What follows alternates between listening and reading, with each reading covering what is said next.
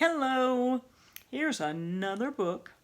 This is an old one too. This is Gypsy Girl's Best Shoes.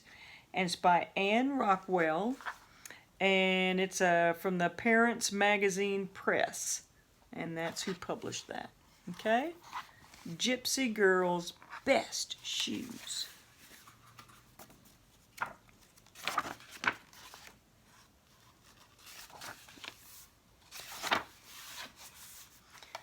Once there was a little gypsy girl named Maggie. She wandered the wide world over with her gypsy mother and daddy, and one day they came to a great big city. They moved into an empty store with a bright blue front. Maggie's mother told fortunes from her crystal ball, and they all lived behind the curtains in the back of the store. In the evenings, they sang songs about many places they had been. They were a very happy family. The store had once been a shoe store, and one day, on the shelf of a closet, Maggie's father found a shoebox. In the box was a pair of brand new, shiny, red patent leather shoes that had been forgotten. They were the most beautiful shoes Maggie had ever seen, and they were just her size. They were exactly what a little gypsy girl needed for dancing. She ran to show them to her mother, who was sitting at the table with a lady wearing a fancy hat. "Oh, they are lovely!" exclaimed her mother. "How lucky you are that they fit so well." "May I dance for you?" asked Maggie. "Later, little one," whispered her mother. "This lady would like me to tell her fortune. Run outside and play." So down the street Maggie, the gypsy girl, in her brand new, shiny red patent leather shoes. How do you like her neighborhood?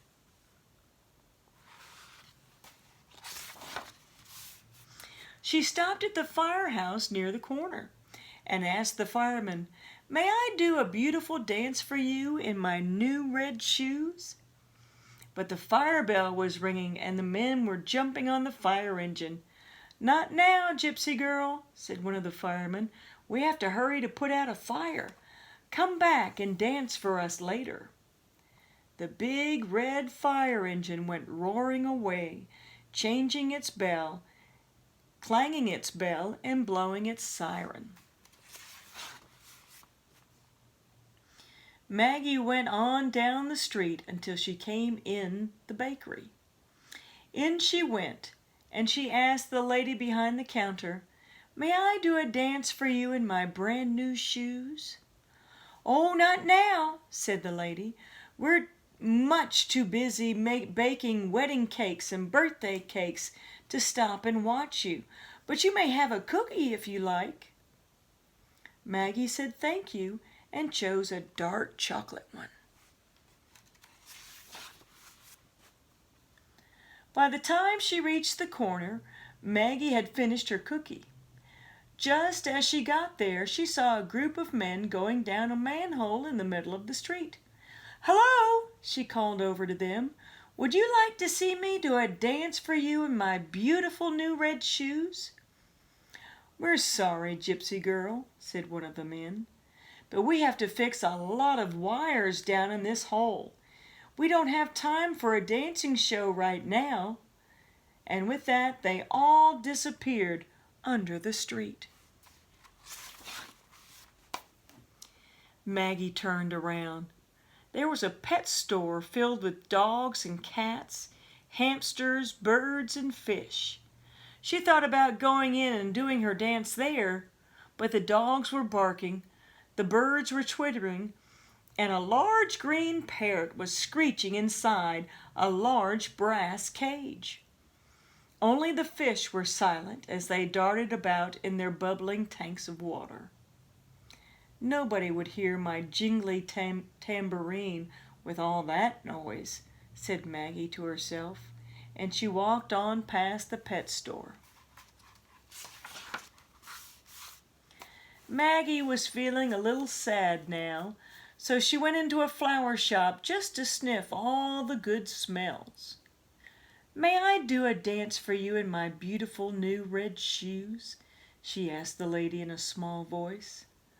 "My, they are pretty shoes," the lady said. "But Miss Fielding Jones is having a party tonight, and I must arrange all these flowers for her. I'm afraid I haven't time to stop." Then she smiled. "Here's a red rose for you to match your shoes." "Thank you," said Maggie, and out she went into the street again.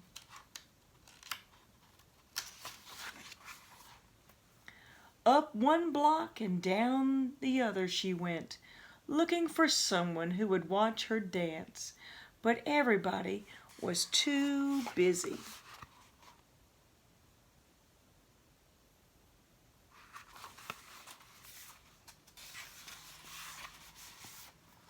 At last she came to the end of the street, and there was the park, all cool and green. Pigeons cooed, squirrels chattered, and a soft breeze fluttered the leaves on the trees. Maggie had never been this far from home in the store, and she had never seen the park. She decided to go in. People were sleeping in the sun on the grass, old ladies were feeding pigeons, and a row of nursemaids in white dresses sat together on a bench knitting. "Excuse me," said Maggie. "I have brand new shiny red patent leather shoes and a red rose and a tambourine. I would like to do a dance for you. I'm sure you would like it very much." "Oh, goodness, no!" cried one of the nursemaids. "Your dancing feet and jangling tambourine would surely wake our babies, and then they would cry." "Run along, little girl," said another.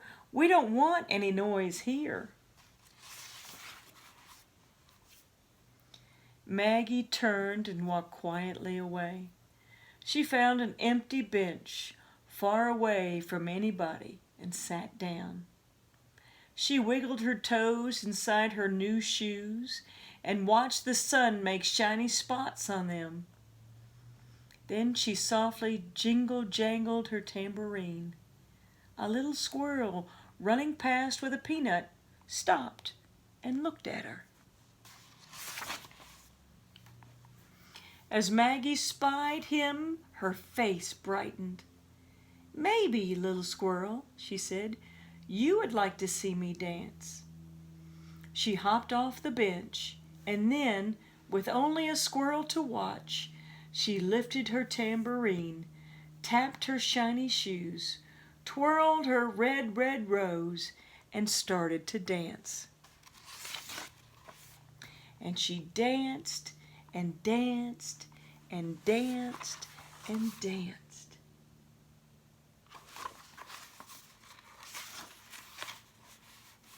And finally, with one last spin and a rattle of her jingly tambourine, she stopped. But what was this she heard?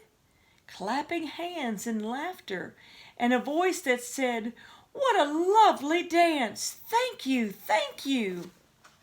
Maggie turned around, and there stood a lady with a smiling, friendly face, and 10 little children behind her. "What a lovely dance!" she said again. "And so mysterious," said a little girl. "And fast," said one of the boys. "I wish I knew how to dance like that," said another child. "Please, please, little girl, dance for us again," they all cried.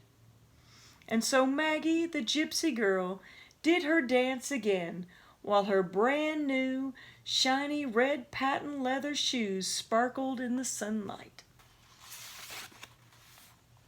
Then all the children tumbled and laughed and ran around and around in the grass and picked dandelions together.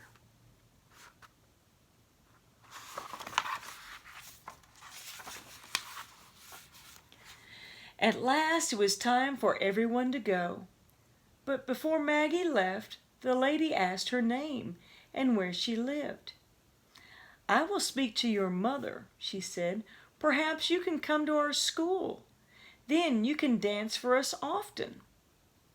With a wave of her hand to her new friends, Maggie ran out of the park. And she skipped and danced all the way home, all the way home to the blue front store in her brand new, red shiny, patent leather shoes.